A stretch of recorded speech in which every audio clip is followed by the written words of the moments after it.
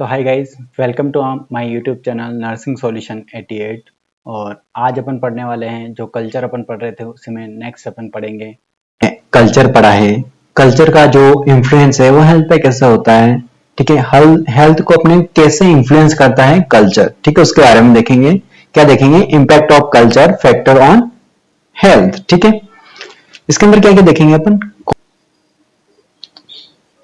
इसके अंदर अपन देखने वाले हैं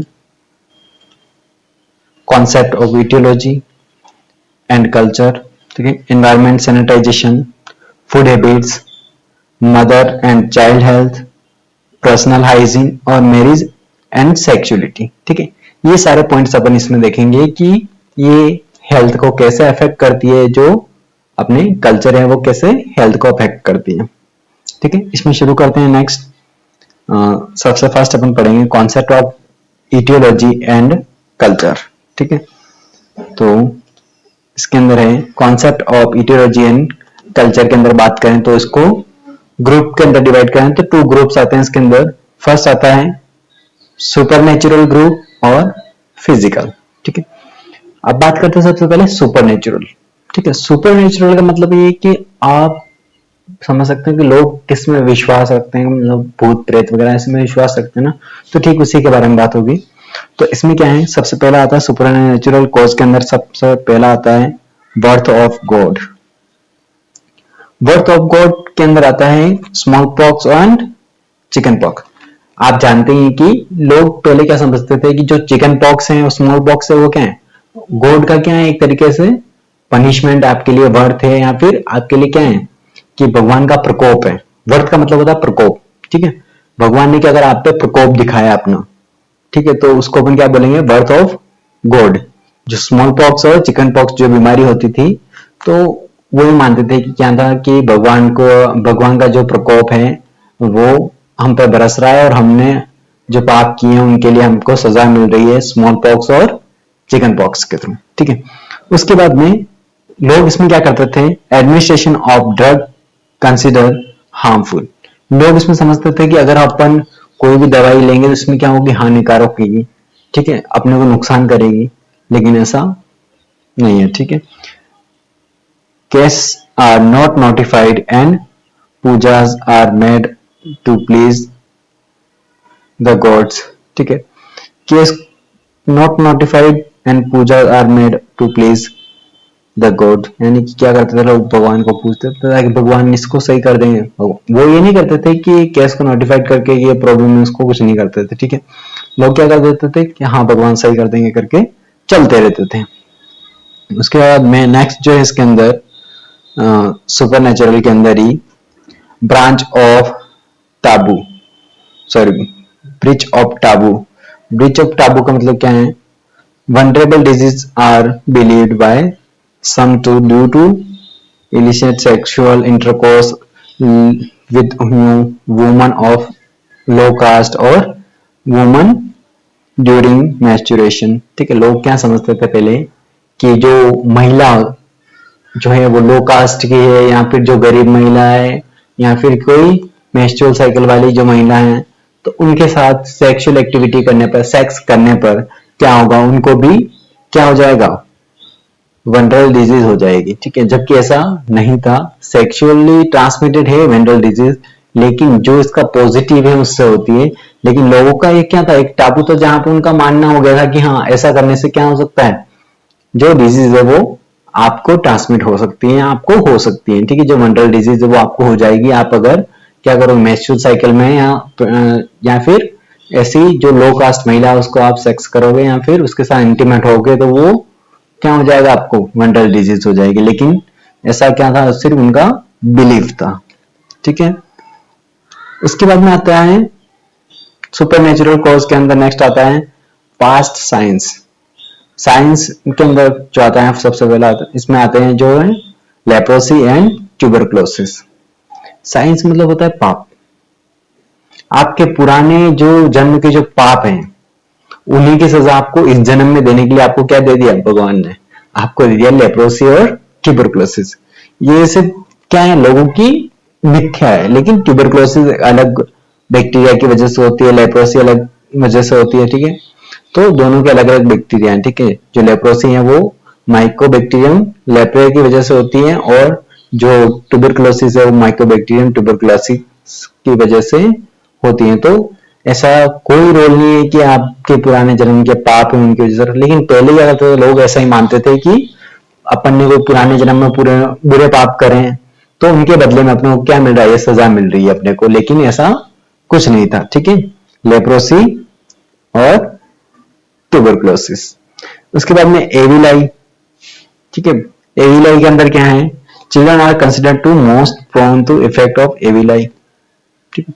बच्चे क्या होते जब छोटे होते तब उनकी आंखें क्या हो जाती, बड़ी हो जाती है एक तरीके से। और बहुत सारी जगह ये भी मानते हैं कि जो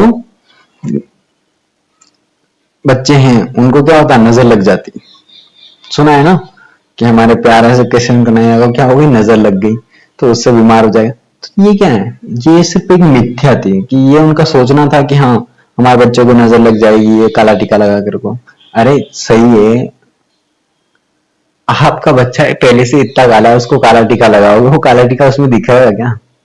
हाँ, तो क्या है, ये सिर्फ एक मिथ्या है, मानना है उनका कि हाँ काला टीका लगाने से नजर नहीं लगती, ठीक है। इसके बाद में नेक्स्ट आता है स्प्रिट और गॉड इंसर्शन, ठीक है। इसमें क्या है, hysteria and leprosy epilepsy are general due to split और गोस्ट इन्फ्यूजन, ठीक है। द सर्विस ऑफ द एस्ट्रोसिटन trace of a spirit gods, ठीक है।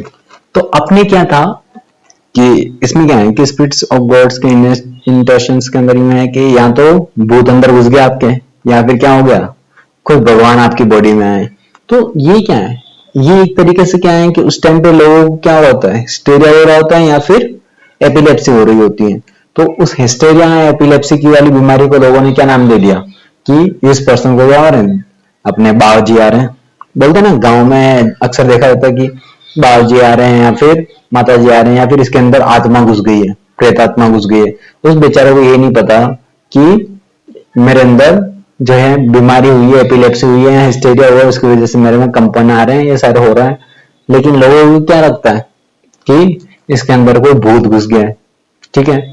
तो ये क्या था, लोगों का सिर्फ मानना था, कि उनको ये पता नहीं था कि ये कोई बीमारी होती है या फिर ऐसा कुछ होता है, तो सिर्फ मिथ्या को मान रहे थे। उसके बाद में आता है फिजिकल कोज, ठीक है।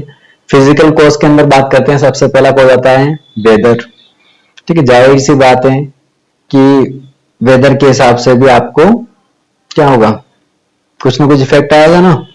तो for his strong application of oil and ghee on the sole of feet and administration of mango phool with the pinch of salt, ठीक है।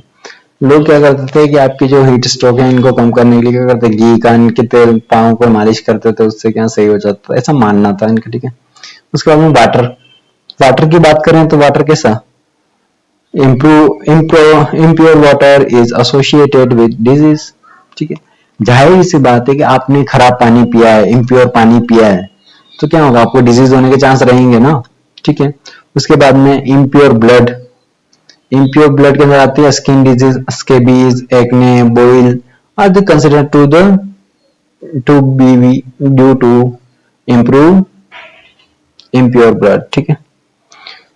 Eating neem leaves and flowers are considered to the purify blood, ठीक है। लोगों का मानना यह था कि आपकी जो इम्प्योर ब्लड है वो उसके अंदर क्या जाता है, स्केबीज हो जाना या फिर आपके एक्ने हो जाना, ये सारे जो होते हैं वो किसकी वजह से होते हैं, इम्प्योर ब्लड की वजह से होते हैं। और प्योर ब्लड करने के लिए आपको क्या करना चाहिए, आपको नीम के पत्ते खाने चाहिए, जिससे आपका ब्लड क्या होगा, प्योर हो जाएगा, ठीक है। इसके बाद नेक्स्ट जो आता है इन्वायरमेंटल सैनिटाइजेशन।